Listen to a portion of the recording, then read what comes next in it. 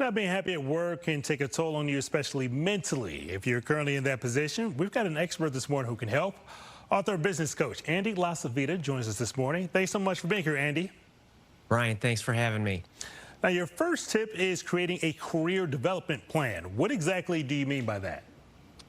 So a career development plan is really identifying the skills that you want to build long term in order to be effective at your job. It's much easier to learn the trade skills, what your job function is on the job 9 to 5. But if you really want to be the best of the best, or at least happiest in your job, it's better if you work on the skills that'll really make you more effective at doing whatever it is that you're doing. A project manager can learn how to manage, but understanding how to plan, customer service, how to interact and communicate, those kinds of skills, they're not often taught in school. They're not often taught on the job. So you need to put a plan together to work on them.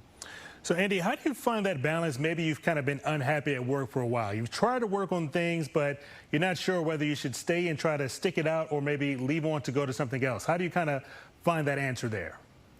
Well, one of the things I recommend, it's one of my absolute favorite techniques and tools for you to build it's called a career achievements journal. It's just like it sounds. It's a journal of your projects.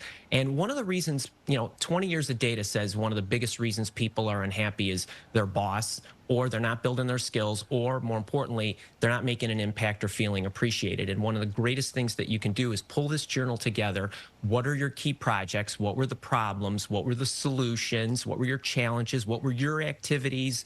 What was the impact and the value that you created? And the reason this can help you gauge and actually feel better immediately is because, number one, this is great data for you to have whenever you come up for a performance review. Don't rely on your memory to be able to recall this, let alone your boss's ability to do that. But also, if you are deciding to leave, this is the kind of information you want for your resume that you wish you would have had, but you can't remember. But the other thing is when you start documenting what you've done and you truly take that reflective step to think about and pause to see what impact you're making, the value you're actually contributing, it has an incredibly therapeutic element to it to make you feel a lot better.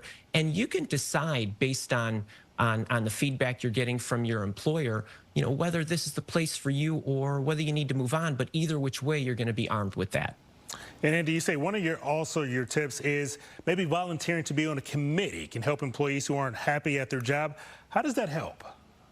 So I'm big on work on what you can control, right? Take advantage of what you can control. And I just think if you have ideas and you want to get involved, you want to build skills, maybe you want to speak on behalf of your fellow employees, getting on an advisory committee or asking your employer to actually create a committee where you can have a select group of individuals be spokespeople for the rest of the employee base. Number one, it creates an opportunity for you to take on additional responsibilities, get to know the management team a little bit better, but it also gives you a chance to actually speak up and ask for what it is that you want, not only for you, but for the rest of the employee base. And your final tip is to ask for whatever it is you're looking for. But what are some of the boundaries people should keep in mind when they're making that ask to their current employer?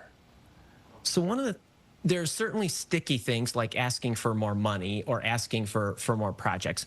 I think when it's how you say what you say is just as important as what you say. So it's all in the way you ask. If you say, I want more of this or I need more of that, that doesn't come off nearly as effectively as, is there a way you can help me create an opportunity to gain some skills or work on additional projects to gain additional responsibilities and make a greater impact? Or is there a way you can help me create a path to earning more, right? It isn't just about giving it to me, but actually about earning more compensation that usually goes over a bit better. So I think it's all in the way you ask when it comes to those stickier or sensitive questions.